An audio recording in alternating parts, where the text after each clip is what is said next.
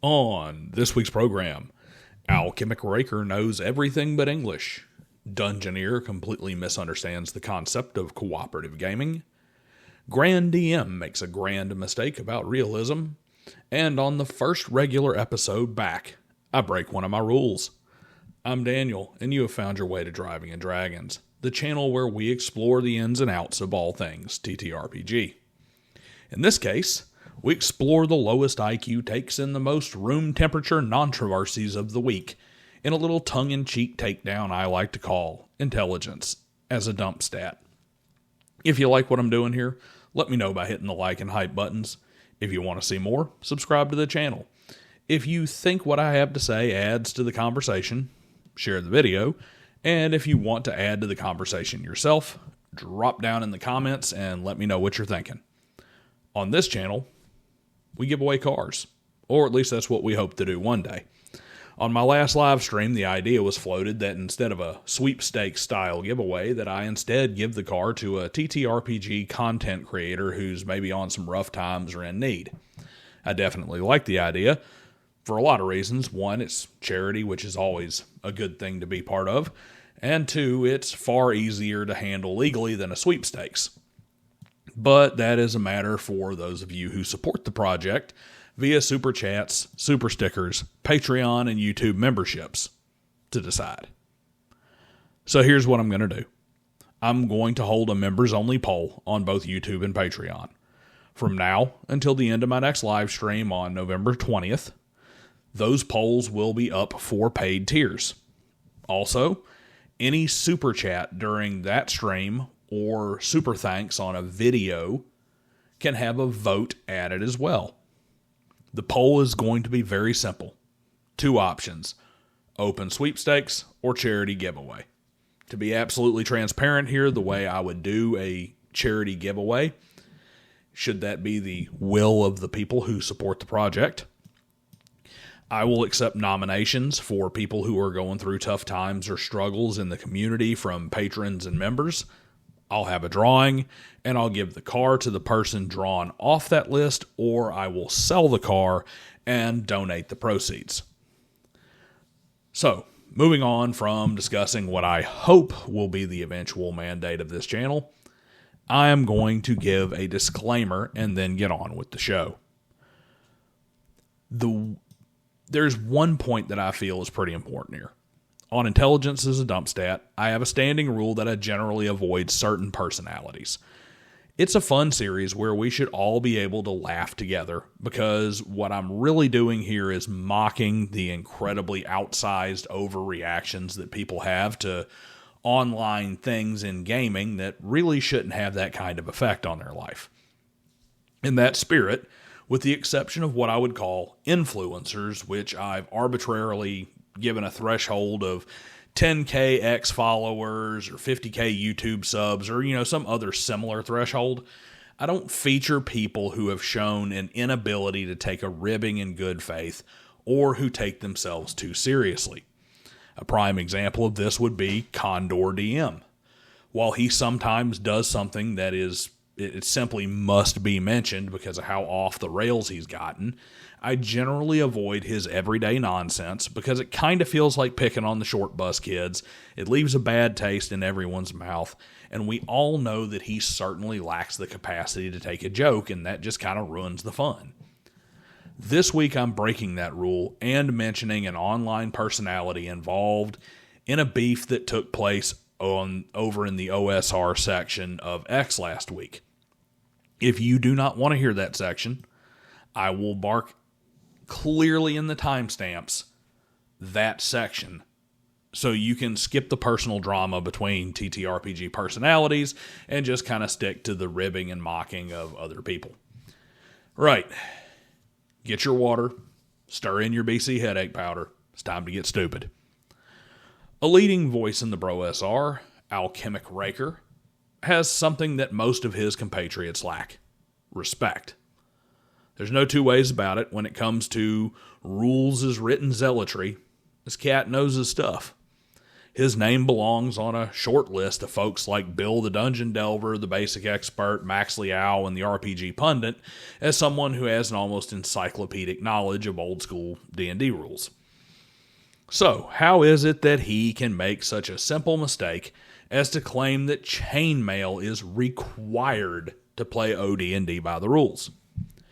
Well, because he is completely blinded by BroSR BS, of course. In this case, he posted on X that raw OD&D requires chainmail and uses as proof a graphic highlighting a page from the rules. He has a section about using miniatures that he labels optional, and a section about dice and chainmail rules labeled not optional. The only problem is his not optional section is directly underneath a bold type heading of optional equipment. Look, it is a well-known fact that Gary included a lot of suggestions and statements about using chainmail because, well, he wanted to sell more of his products, and chainmail was one of them. It's also well known that part of the definition of the word recommends is that it's not required. When you buy a computer program, the box says minimum required specs and recommended specs. So way to go there, Raker. You made a grand absolutist statement and backed it up with proof that you are objectively incorrect. Speaking of the BroSR, Dumbgeoneer continues his streak with a lengthy back and forth about PvP and how all single-party games are railroads. Dumbgeoneer has earned a spot on Intelligence as a Dump Stat every week since I became aware of him on X, but has only appeared once on the show, either because his idiocy was eclipsed by the sheer magnitude of the stupidity of others, or because it happened during the week that I was reviewing Jeffro Johnson's grade school book report on AD&D, and he got away with it. Dodging bullets like Neo. There's a good bit to cover, but here's some of the highlights. He started by saying that if a campaign is defined as the adventures of a single party, which is part of the classic definition and the entirety of the modern definition, as I mentioned in my breakdown of how to win at D&D, well, then you're running a railroad. When it was pointed out that railroads have nothing to do with playstyle or scope or scale of the game, and that the infringement of agency that characterizes a railroad can happen in any type of game, be it West Marches or Braunstein or whatever, he responded with a total non sequitur. To sum it up, he thinks that party dynamics, such as the unspoken understanding that you will agree to join the other players on the adventure, or that you won't kill each other or otherwise harm the party, are all a railroad. Winning at D&D, you see, is backstabbing the other PCs, robbing them, and then playing a different character after that character runs away, but then also playing that character again to continue to harass the other players. If the other players at the table aren't interested in PvP, well, that's a railroad. Even if PvP is explicitly allowed, not having multiple characters is a railroad. Of course, you aren't actually playing your character if your thief doesn't, rob his friends, because we all know that thieves must steal from everyone all the time and any opportunity to be in character. This is the kind of abject stupidity that leads to people claiming that alignment is too restrictive, because if a paladin tells one lie, it's out of alignment and costs him his powers. Just do with that what you will, but it is incredibly idiotic. Stepping off in another direction, we find GrandDA. Grand dazzled us all with the kind of obtuse buffoonery that simply makes you scratch your head. If you insist that an RPG fantasy world must reflect real life, then you're not actually seeking imaginative freedom, you are seeking a fantasy world that copies real life. This can be taken a couple of ways. One is simply an idiotic and intentional misunderstanding of a true statement, much like 90% of what Dumbgeoneer had to say in his lengthy exchanges this week. And one is an oversimplification of something that is almost correct. That's the problem with a lot of these hardcore black and white absolutist statements is 9 times out of 10, if your statement is absolutist and extreme, it's also very much incorrect and flawed. So let's take the far more generous latter position first.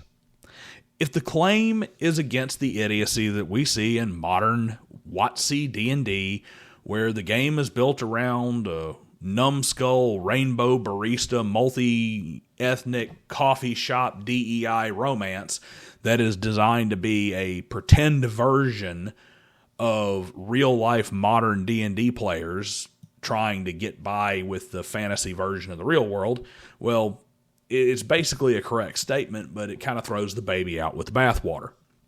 It is perfectly acceptable, and sometimes even favorable, for the game world to reflect the real world. Hell, Dark Sun is an Al Gore global warming fan fiction where magic has gone haywire, and it is a stand-in for the terrible industrial pollution that resulted in melted ice caps, global flooding, and extinct polar bears back in 2005. Let it sit. It was literally a fantasy world that reflected the real world, or at least the fantasy version of the real world invented by Captain Lockbox. In the former version of interpreting GrandDM's comment, it's simply a grand misunderstanding. He is misunderstanding intentionally what people mean when they say the game world needs to be realistic. Realistic means that it needs to function in a logically consistent manner within itself. If gravity pulls objects towards the center of mass, then that's how gravity should work at all times. Shouldn't change on a whim. If a wizard's fireball ignites combustibles, that should always be the case. This isn't a restriction of imaginative freedom. This is a game world being internally consistent, and it's a requirement for any game, story, or activity to have any real meaning. That's just all there is to it. So when somebody says the game world needs to reflect the real world, in general what they're saying is that either A, you need to have people and races and beings interacting with each other in a way that is consistent with the way that sentient beings react with one another, or it's talking about how the world needs verisimilitude and it needs to function within logical boundaries and consistency. It doesn't mean Starbucks Barista Simulator. And that brings us to the rule breaking. Turn away now if you don't want to hear about the drama or me, quote-unquote, bashing someone. One of my least favorite people was absolutely in the right this week. If you see an online personality called Elven Made In, they came out with a declarative statement lumping 99% of all people who crusade against AI art in professional products as being either people who don't understand business or people who are simply mad that AI reduced their business opportunities in art. The basic expert chimed in that he is anti-AI and fits neither of those. He feels that the large amount of poorly composed AI art being used commercially increases the noise-to-signal ratio and is overall bad for the industry. Now, there is some common ground that could have been found here. There is a market demand that is met by AI art, and there are numerous applications where, in some ways, it's almost preferable.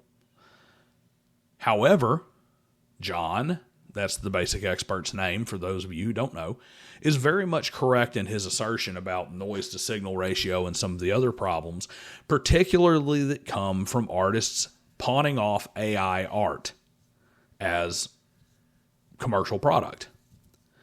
Signal to noise, for those who don't know, is both an economic term and a term that comes from radio communication. Basically, when a radio signal is on frequency, and that has a lot of traffic on frequencies that are close to it, it causes a lot of feedback and interference. You can kind of see this a little bit in reverse on your FM radio. If you turn on your radio station and it's 106.9 classic rock, but you tune your radio to 106.8, you'll get a very staticky version of 106.9.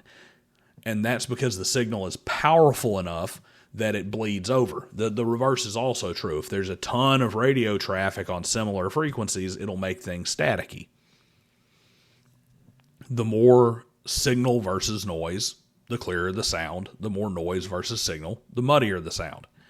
In economics, signal-to-noise ratio is about market information. The signal is good information from the market, and the noise is misleading information. So in other words, if you are paying attention to, say, a market trend that has to do with oil prices, the signal is going to be certain realities such as wells drying up or certain nations entering, tapping their reserves. And the noise is going to be things like panic buying, panic selling, responding to news stories, and that sort of thing. One is real information that actually impacts the market, and the other is just noise caused by commotion. So in this case, a large number of people passing off AI art as their own creations for sale confuses the market on the actual cost associated with real commissioned artwork and makes it far more onerous on artists to price their work effectively. Because if you've got a whole bunch of AI art out there that's being sold off at incredibly cheap prices because of how easy it is to produce, it really confuses when I'm looking, say I'm doing my drawings or something, I'm doing headshots, I am getting a whole lot of bad information from the AI pricing versus real artists doing real work for me to effectively price myself. So there could have been some common ground there. They could have found the good in each other's comments. But old Tiefling Hack Hotel lacks the education, expertise, and intellect to comprehend that kind of response. Make no mistake, I know from personal experience that she is completely devoid of anything that resembles ethics. She has built an entire brand around the false persona and a poor me victimhood complex that labels any and all challenges to her positions or actions as an unwarranted personal attack because of envy or hate or sour grapes or prudism or whatever it is. And John challenged her. All right. There's a wealth of credible evidence that old Tiefling Hack Hotel, that's Elven Made in case you didn't catch it, has fulfilled commissions and passed off as her own work art that was either AI generated in its entirety or was a product of her simply tracing over AI generated images, which she then had turned around and presented in commercial products or sold on commission as artwork that she actually did. She even goes so far as to cry about how she spent so much time learning to draw. She's self-taught and put in all this work. And it's pretty ridiculous. If you've been there since the beginning, you know when she quote-unquote first started, she must be a prodigy because she should be able to do fantastic artwork if her pure talent, her pure technical skill progressed that quickly. However, her composition is absolutely horrible, which is a common problem with AI art, is that it doesn't understand composition, the way fabric flows, that sort of thing. And all of the same things that are hallmarks of AI art, flaws, are present in her commissioned artwork. So the basic expert told her to put up or shut up. He said, hey, look, let's have an art duel. We'll both record our entire process, start to finish, for the creation of a simple drawing. So you get to see the outlining and the guidelines and the scaling. We've all seen that before where, the famous Take On Me music video was basically did that with the hand drawing the pencil thing if you haven't seen it. He said that she can pick the style, she can pick the subject, and he will even pay her commission rate so that she isn't having to do it for free. It's just a chance to prove all of her haters wrong. Of course, she didn't even bother declining the challenge. She did her typical song and dance of acting like she didn't even know who it was or what it was. He's just some guy that I blocked after 2 comments, which is of course a lie. There was a lengthy back and forth and discussion. And then to the rescue comes Ryan David of NerdCognito, perhaps the least trustworthy person in the entire hobby. Grifter extraordinaire, loves to talk about everybody come together, everybody, we all got to get together and, be a bulwark against the woke that's coming into the hobby, yet he backstabs everybody under the sun, lies constantly, and just generally acts like an unethical douchebag. I mean, seriously, this guy is exactly the kind of person who makes the anti-AI art crowd look 1,000% justified. He literally stole designs from another creator, copied them with AI, and put them out on his merch store like the day after they had put out theirs, just out of spite and personal animus. You'll notice that of the three that I mentioned here, only Ryan David and his NerdCognito brand has ever really been mentioned as a target on Intelligence as a Dump Stat. He's a big enough personality, and to be fair, is happy enough to laugh while trading blows, that he kind of fits the bill as somebody that I would not have a problem including in Intelligence as a Dump Stat.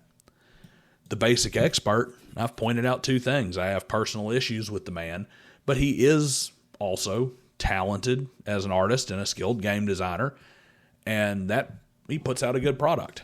I don't target him because I have a real personal issue with him that I've been very vocal about, and it's unresolved, and it wouldn't be right for me to mock him in good fun when it isn't really possible to take me at my word that I'm just poking fun at him, while at the same time admitting that I do have legitimate beef with him. But Elven Made In, she's a clear example of a thin-skinned, dishonest, professional victim who would simply ruin the fun this series is meant to have. And she's also a snake in the grass. But unfortunately, she's a snake with a very dedicated core of people that she has fooled into thinking otherwise. And just to be fair, I will say this to those who are very much on my side when it comes to Tiefling Hack Hotel. Guys, she doesn't have AI write her blog posts. She may use AI to translate them, possibly. But if you've ever heard her speak, it's the same broken, barely functional English that she writes with. So maybe she should just write her stuff in Polish, because then we could check it against Polish AI and know for sure if she's using AI to put together any of her paragraphs. Anyway, that may be a sour note to end this on, but it does give me one great opportunity. As you know, the On This Week's Program opening that I use for Intelligence as a Dump Stat is lifted straight from the famous British motoring show Top Gear. But what I've never used is the way Jeremy Clarkson always ended that show, and now I have the perfect opportunity. So, on that terrible disappointment, it's time to end. Good night.